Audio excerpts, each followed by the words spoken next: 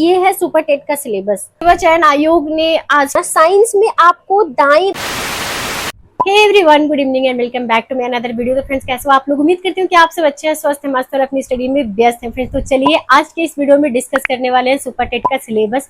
साथ ही साथ शिक्षा सेवा चयन आयोग ने बहुत सारे अनाउंसमेंट किया है जो कि आपको जानना बहुत जरूरी है। अगर आप किसी भी शिक्षक भर्ती की तैयारी करते हैं, जिनकी विज्ञप्ति शिक्षा सेवा चयन आयोग से जारी की जाती है, उनसे रिलेटेड डिस्कस करने वाले हैं।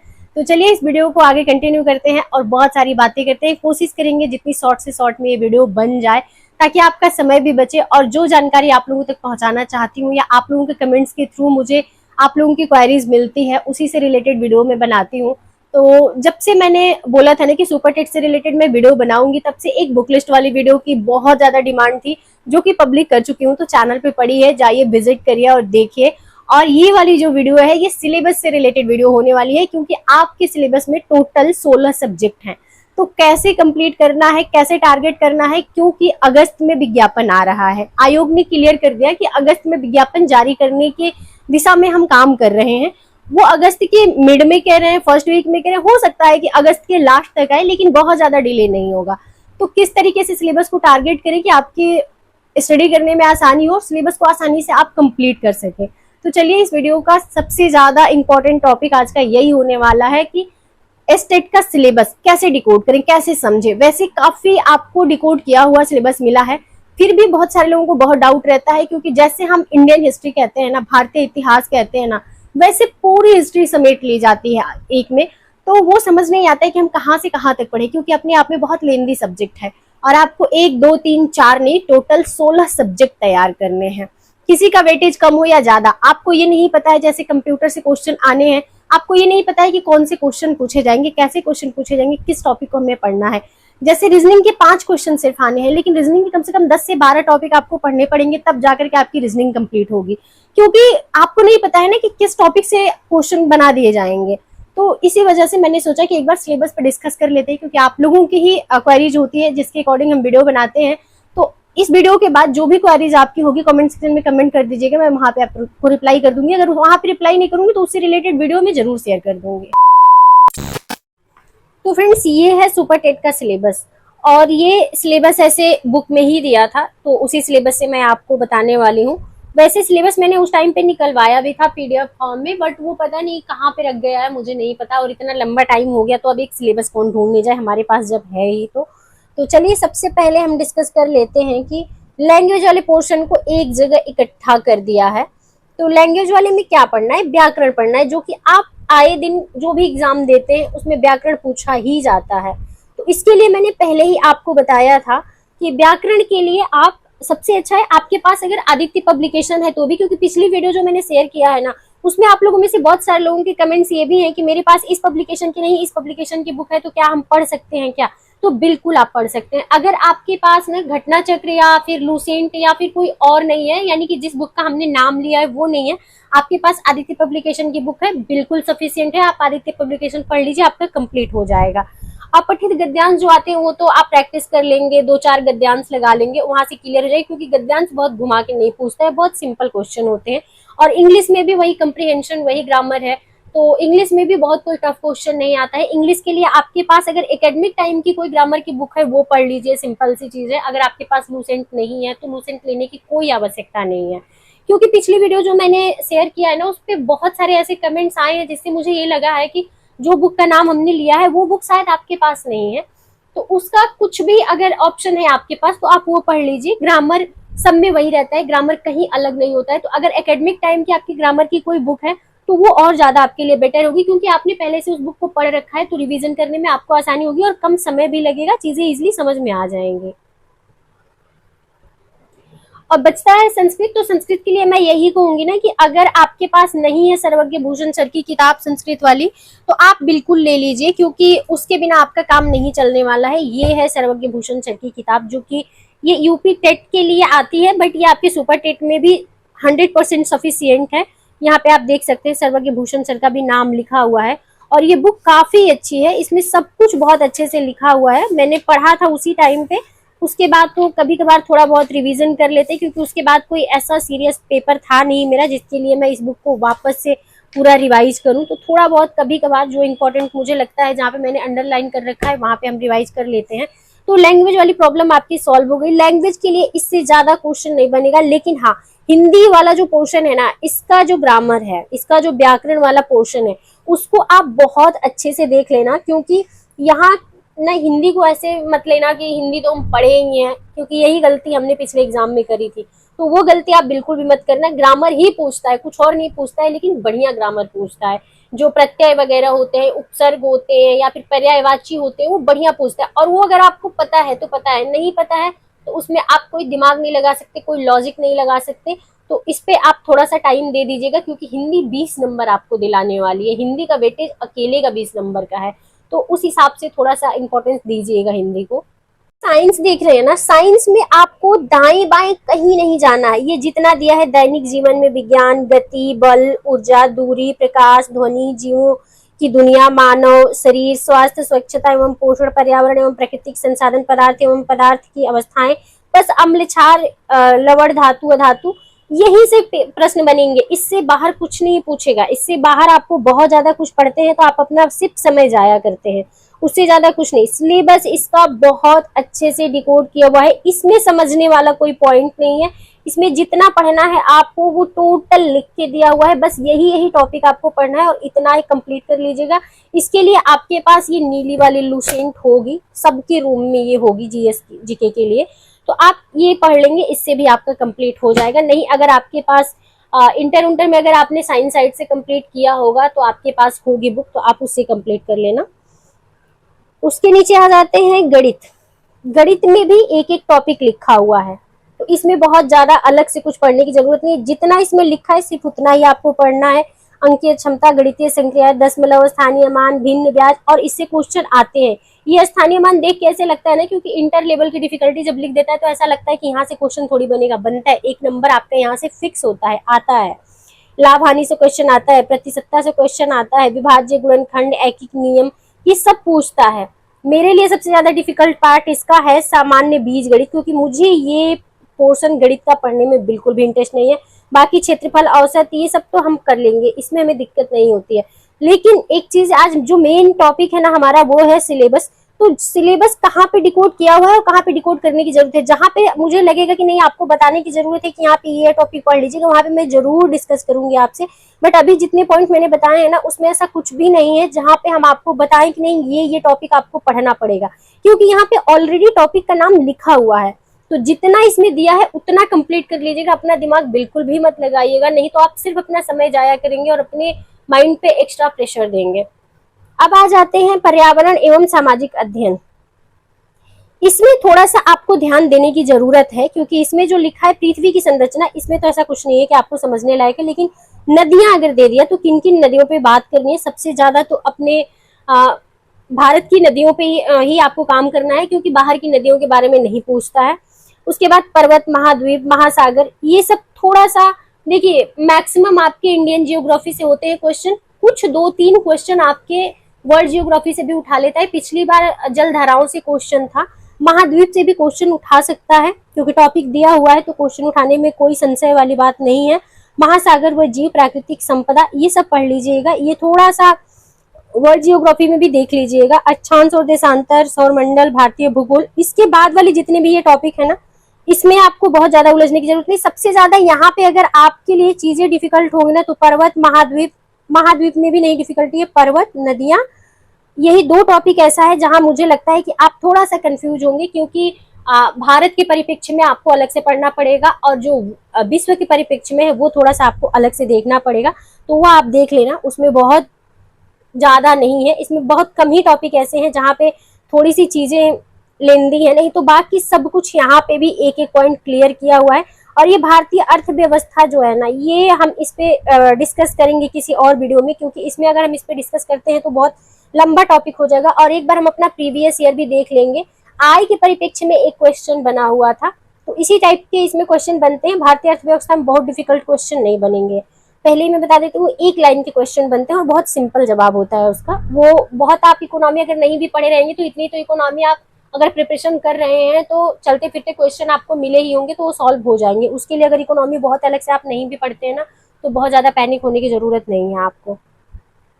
इसके बाद शिक्षण कौशल में आ जाते हैं। देखिए, शिक्षण कौशल एक ऐसा टॉपिक है आपका जहां पे थोड़े से फैक्ट आपको पता होने चाहिए, और उसके बाद टोटली आपके अंडरस्टैंडिंग पे डिपेंड करता है कि कितनी बढ़िया समझ है आपकी। एज ए शिक्षक आप अपने आप को किस तरीके से देखते हैं और आप क्या सोचते हैं, वो यहाँ पे मैटर नहीं करता है। आपको सोचना है, लेकिन एनसीएफ और आरटी एक्ट के अकॉर्डिंग सोचना है, क्योंकि अगर आप एनसीएफ को दरकिनार कर देंगे तो यहाँ से रिलेटेड जो भी क्वेश्चन बनेंगे ना, अगर थोड़ा सा कॉन्सेप्चुअल आ गया तो आप नहीं कर पाएंगे। तो इसके लिए आपको एनसीएफ, आरटी एक्ट और जो भी शिक्षण नीतियां आई हैं उसको अच्छे से पढ़ लीजिएगा। बाकी शिक्षण विधियां वगैरह जो आती हैं वो सिंपली आपको जो बुक मैंने बताई है, यानी कि यही जो यूथ कंपटीशन की बुक है, इसमें आपको मिल जाएगी सारी शिक्षण विधियां कौन कौन सी होती हैं, किसके तहत किस तरीके से शिक्षण किया जाता है, एग्जाम्पल क्या होता है उसमें, वो सब चीजें आप पढ़ लीजिएगा। अगर थोड़ा सा क्वेश्चन घुमाता है तो भी आप बना ले जाएंगे, उसमें बहुत ज्यादा दिक्कत नहीं होगी आपको। बाकी वातावरण एवं सृजनात्मकता, ये सब चीजें तो आप पढ़े ही होंगे, पहले यूपी टेट का जब पेपर दिए होंगे तब। सीखने का सिद्धांत, व्यवहारिक उपयोगिता क्या है, बिहेवियर से रिलेटेड क्वेश्चन जो भी बनते हैं वो आपकी आंखों के सामने हजारों बार गुजरे होंगे। तो ये आपके सिलेबस के लिए एक पुराना टॉपिक है, ये कोई नया टॉपिक नहीं है जो आपको बहुत अलग से तैयार करने की जरूरत है। अब इसके बाद आ जाते हैं सामान्य समसामयिक घटनाएं। ये आपके सिलेबस में 30 नंबर अकेले लेके आता है। देखिए, कुछ आपके सिलेबस में कुछ विषय ऐसे हैं ना जिनका वेटेज बहुत ज्यादा है, जैसे ये करंट अफेयर्स के क्वेश्चन यहाँ पे आपको देखने को मिलेंगे जो कि अकेले 30 नंबर लेके आने वाला है, और सिलेक्शन के लिए ये बहुत इंपॉर्टेंट टॉपिक होने वाला है, क्योंकि जितने भी बच्चे पार्टिसिपेट करेंगे लगभग सभी तैयारी कर रहे हैं किसी न किसी एग्जाम की, तो करंट अफेयर्स सभी पढ़ रहे हैं। और करंट अफेयर्स के क्वेश्चन जो आते हैं ना वो बहुत कम बच्चों के गलत होते हैं, क्योंकि क्वेश्चन बहुत सिंपल होते हैं। बस ये होता है कि जो पढ़ा होता है वो सॉल्व कर ले जाता है। तो आपको पढ़ना पड़ेगा। स्पीडी ले लीजिए, ईयरली मैगजीन है, बहुत अच्छी मैगजीन है और सफिशिएंट है आपके स्टेट एग्जाम के लिए, जो कि मैंने बता रखा है। और इसमें भी बहुत ज्यादा कुछ पढ़ने की जरूरत नहीं है। स्पीडी भी आप देखिएगा, टॉपिक मिलाइएगा, जो चीजें यहाँ से मैच करती हैं बस वही चीजें पढ़िएगा, बहुत ज्यादा कुछ अलग से पढ़ने की जरूरत नहीं है। बाकी देखिए, एक सिलेबस को भी ना अगर हम बहुत बारीकी से बात करने लग जाएं कि क्वेश्चन किस तरीके से हमें प्रिपेयर करना है, तो 1 घंटे की वीडियो बन जाएगी। और उतनी लंबी वीडियो अभी चैनल पे हम अगर अपलोड करना भी चाहें तो यूट्यूब हमें अलाउ नहीं करता। यूट्यूब के गाइडलाइन के अकॉर्डिंग हमें शॉर्ट से शॉर्ट वीडियो रखनी पड़ती है, इस वजह से हम बहुत डिटेल में डिस्कस नहीं कर सकते हैं। लेकिन आगे आने वाली वीडियो में हम बात करेंगे जो जो मुझे ऐसे लगेगा, या फिर आप लोगों के कमेंट्स के थ्रू अगर कोई डाउट होगा सिलेबस को लेके तो वो आप लोग कमेंट में बता दीजिएगा। मैं उससे रिलेटेड टॉपिक वाइज वीडियो लेके आऊंगी, जिससे आप लोगों के एक डाउट क्लियर हो जाए। जैसे आपका ये वाला सब्जेक्ट बच जाता है ना, जहां मुझे लगता है कि अगर जरूरत हो तो एक वीडियो यहाँ वाले ये पर्यावरण एवं सामाजिक अध्ययन वाले पे हम बना सकते हैं, क्योंकि गणित वाला और विज्ञान और ये लैंग्वेज वाले पोर्शन में ऐसा कुछ बचता नहीं है जिसपे अलग से हमें वीडियो बनाने की जरूरत है। शिक्षण कौशल पे भी अलग से वीडियो बनाने की जरूरत मुझे नहीं लग रहा है। ये बाल मनोविज्ञान में भी कोई जरूरत नहीं, क्योंकि यहाँ पे एक एक चीजें अलग से दी हुई हैं। ये सबसे ज्यादा जरूरी मुझे लग रहा है ना, जो ये करंट अफेयर्स वाले पोर्शन पे एक वीडियो अलग से अगर आप लोग चाहेंगे, आप लोगों को जरूरत होगी तो हम बना के दे सकते हैं, क्योंकि इसमें ना ये जो समसामयिक महत्वपूर्ण घटनाएं दे दिया है। अब इसमें अंतरराष्ट्रीय, राष्ट्रीय, प्रदेश से संबंधित महत्वपूर्ण घटनाएं, स्थान, व्यक्तित्व, रचना, ये व्यक्तित्व यानी जिनकी नियुक्तियां वगैरह हुई हैं, कभी निधन वगैरह से भी क्वेश्चन आ जाते हैं जो चर्चित व्यक्ति होते हैं उनसे। उसके बाद रचनाएं आपको देखने को मिलती है, ज्यादा आपको कुछ देखने की जरूरत नहीं पड़ती है। भारतीय संस्कृति एवं कला आदि से रिलेटेड जितने भी करंट अफेयर्स के क्वेश्चन बनते हैं वहां से आप कंप्लीट कर लेंगे। सबसे ज्यादा उलझा रहा है ये वाली लाइन, तो इससे रिलेटेड एक अलग से वीडियो हम लेके आएंगे। वैसे अपने सिलेबस को कुछ ज्यादा ही कलरफुल बना दे रहे हैं आज हम। इसके बाद ये तार्किक ज्ञान, इसमें हमने कहा था ना ये 5 नंबर का है, लेकिन इसमें आपको 8 से 10 टॉपिक पढ़ने पड़ेंगे तब जाके कंप्लीट होगा। लेकिन सबसे जो इंपॉर्टेंट टॉपिक है इसमें कैलेंडर हो गया, पासा हो गया और नंबर सीरीज हो गया, उसको आप कंप्लीट कर लेना। क्रम से जो बच्चे बैठते हैं, जो उसमें उनके स्थान बदल दिए जाते हैं। टॉपिक का देखिए अभी मुझे एग्जैक्ट एक एक चीज को हम डिस्कस नहीं करेंगे, लेकिन हाँ वो चीजें आप कंप्लीट कर लेना। पिछली बार कैलेंडर से क्वेश्चन था एक, और किससे था, 5 क्वेश्चन थे टोटल, लेकिन एक कैलेंडर से था, वो तो क्लियर है हमको। शायद एक क्लॉक से क्वेश्चन हो पा रहे हैं, किससे था वो हम पेपर देख के आपको बता देंगे। तो इसके लिए आपको 8 से 10 टॉपिक कंप्लीट करने ही पड़ेंगे, जिसमें से सबसे ज्यादा इंपॉर्टेंट आपके लिए कैलेंडर है। कैलेंडर से क्वेश्चन आपको यूपी टेट में भी देखने को मिला था, और कैलेंडर से क्वेश्चन बनेगा ही बनेगा, तो 1 नंबर यहाँ से आपका फिक्स हो जाएगा। उसके बाद क्लॉक से क्वेश्चन बनेगा ही बनेगा, उसको कंप्लीट कर लेना। डाइस बहुत सिंपल चैप्टर है, उसको कंप्लीट कर लेना। बाकी हम ऐसे बात करेंगे आगे आने वाली वीडियो में। बाकी इसमें भी एक एक पॉइंट लिखा हुआ है, तो इसमें बहुत ज्यादा कुछ ऐसा नहीं है कि डिकोड करने जैसा कुछ बचा हुआ है इसमें। इसके बाद आपका शिक्षण कौशल विकास कला शिक्षण, तो ये सब ये वाला पोर्शन हो गया, जो ये आपका सूचना तकनीकी वाला पोर्शन है। तो जो शिक्षकों से रिलेटेड योजनाएं चलती हैं, जो डिजिटलीकरण किया जा रहा है शिक्षा जगत में, उससे रिलेटेड क्वेश्चन यहाँ से बन जाएंगे एक दो ठो। और उसके बाद बाकी कंप्यूटर के क्वेश्चन होंगे, यहाँ पे 3 से 4 कंप्यूटर के क्वेश्चन होंगे। एक क्वेश्चन जो करंट अफेयर से रिलेट करके देगा, जो आ रहे हैं शिक्षकों के लिए या शिक्षा जगत में जो डिजिटलीकरण किया जा रहा है, उससे रिलेटेड एक क्वेश्चन बनेगा यहाँ पे। और उसके बाद यहाँ पे जीवन कौशल प्रबंधन एवं अभिवृद्धि, ये व्यावसायिक आचरण एवं नीति प्रेरणा, ये सब कुछ आपको वही इसी बुक में मिल जाएगा। तो इसके लिए बहुत अलग से कुछ पढ़ने की जरूरत नहीं पड़ेगी। ये जो आप शिक्षण कौशल वगैरह वाले पोर्शन को कंप्लीट करेंगे, वहीं से ये क्वेश्चन आपके कंप्लीट हो जाएंगे। भले ये 10 नंबर अलग से दे दिया है, लेकिन जैसे ये देखिए, सुविधा प्रदाता, अनुश्रवणकर्ता, ये शिक्षक के परिप्रेक्ष्य में लिखा हुआ है। यहाँ पे ये सब कुछ शिक्षक के लिए लिखा हुआ है, शिक्षक की भूमिका क्या है, उससे रिलेटेड ये सारे पॉइंट्स हैं। तो ये सब कुछ जब आप पढ़ेंगे ना, शिक्षण विधियां, तो शिक्षण कौशल, तो उसमें सब कुछ आ जाएगा। तो इसके लिए बहुत अलग से आपको कुछ पढ़ने की जरूरत नहीं है। तो उम्मीद करते हैं कि सिलेबस से रिलेटेड जो भी आपके डाउट हैं वो क्लियर हो गए होंगे, क्योंकि सिलेबस को आप एक बार ध्यान से देखेंगे ना। हम लोग क्या करते हैं, बहुत जल्दबाजी में रहते हैं। हम लोगों को ये लगता है ना कि बस जल्दी से हम लोगों को सब कुछ कंप्लीट कर लेना है, सिलेबस को तसल्ली से नहीं देखते। अगर आप सिलेबस को तसल्ली से देख लीजिए, और जहाँ पे आपको थोड़ा सा डाउट लग रहा है ना, वहां के लिए आप प्रीवियस ईयर का पेपर उठा के देख लीजिए, आपके एक एक डाउट क्लियर हो जाएंगे। तो चलिए फ्रेंड्स, इस वीडियो को यहीं पे एंड करते हैं। एक जो करंट अफेयर्स वाला पोर्शन है ना, उसमें 1-2 पॉइंट ऐसे हैं जिसपे डिटेल में बात करना है, और उसमें डिटेल में बात करने के लिए कम से कम 15 से 20 मिनट चाहिए। तो एक उसके लिए अलग से सेपरेट वीडियो हम बना देंगे। बाकी उसके अलावा अगर कोई डाउट आप लोगों के बच जाते हैं सिलेबस से रिलेटेड, तो आप लोग कमेंट सेक्शन में जाके कमेंट कर दीजिएगा। और बहुत सारे लोगों को बुक से रिलेटेड कुछ अगर डाउट है, जैसे जो मैंने बुक लिस्ट की वीडियो शेयर की हुई है, वो बुक अगर आपके पास नहीं, लेकिन उसका सब्स्टिट्यूट अगर आपके पास कुछ है, तो आप लोग कमेंट कर दीजिएगा, मैं वहां पे रिप्लाई कर दूंगी। अगर वहां पे मैं रिप्लाई नहीं करूंगी, तो एक सेपरेट वीडियो मैं लेके आ जाऊंगी, क्योंकि मैंने देखा कई लोगों के कमेंट्स आए ऐसे कि मेरे पास ये वाली बुक नहीं, ये वाली बुक है, तो क्या इससे कंप्लीट किया जा सकता है? तो जी बिल्कुल किया जा सकता है। जैसे हिंदी की बुक अगर आपके पास लूसेंट नहीं है, तो आपके पास आदित्य पब्लिकेशन है, उससे आप कंप्लीट कर लीजिए। कोई और पब्लिकेशन किसी के पास घटना चक्र होगा, उससे कंप्लीट कर लीजिए। उसके लिए कोई ऐसा नहीं है कि ग्रामर लूसेंट में कुछ और लिखा है, आदित्य में कुछ और लिखा है, घटना चक्र में कुछ और लिखा है, नहीं भाई, सब में सेम है। इंग्लिश के लिए आपके पास कोई एकेडमिक के टाइम की बुक है, वो कंप्लीट कर लीजिए, या कोई भी आपके पास बुक है, या नीतू मैम की बुक बहुत सारे लोगों के पास होगी। अगर आपकी अंडरस्टैंडिंग अच्छी है, उससे रिलेटेड आपको लगता है कि हम सुपर टेट के अकॉर्डिंग प्रिपरेशन कर सकते हैं, तो बिल्कुल उससे आप कंप्लीट कर लीजिए। जरूरत नहीं आपको लूसेंट अलग से पढ़ने की। और उसके बाद जीएस जीके के लिए भी बहुत सारे लोगों के पास अलग अलग रिसोर्सेज हैं, तो उससे आप कंप्लीट कर सकते हैं। कोई जरूरी नहीं, मैंने पहले ही क्लियर कर दिया था कि मैं कभी भी स्पेशली सुपर टेट के लिए कोई भी एक बुक नहीं खरीदी हूँ, सिवाय इसके। वो भी ली थी मैं, संस्कृत वाली किताब भी मैं ली थी ना, तो वो भी मैंने लिया था यूपी टेट वाले टाइम पे ही। और ये वाला देखो, ये वाली किताब के अलावा मैंने सुपर टेट के लिए कोई भी किताब अलग से नहीं खरीदी है। तो आप भी उस हिसाब से प्रिपेयर कर सकते हैं। कोई जरूरी नहीं है कि जो बुक मैंने बताई है वही बुक से आपको पढ़ना है। तो चलिए इस वीडियो को यहीं पे एंड करते हैं। उम्मीद करते हैं वीडियो आप सभी को पसंद आई होगी। जो भी डाउट है सिलेबस से रिलेटेड वो क्लियर हो गए होंगे। हाँ फ्रेंड्स, एक पॉइंट और आप लोगों का बच जा रहा है, जो कि शिक्षा सेवा चयन आयोग ने आज के न्यूज़पेपर के माध्यम से जानकारी दी है कि अब कोई भी वेटिंग लिस्ट जारी नहीं होगी। जैसे पहले ऐसा होता था कि जिन बच्चों का सिलेक्शन हो गया है, एक साथ कई एग्जाम में सिलेक्शन हो जाता था, तो वो बच्चे ज्वाइन नहीं करते थे, तो उनकी जो सीटें रह जाती थी वो बाकी के बच्चों की मेरिट डाउन करके उनको भरी जाती थी।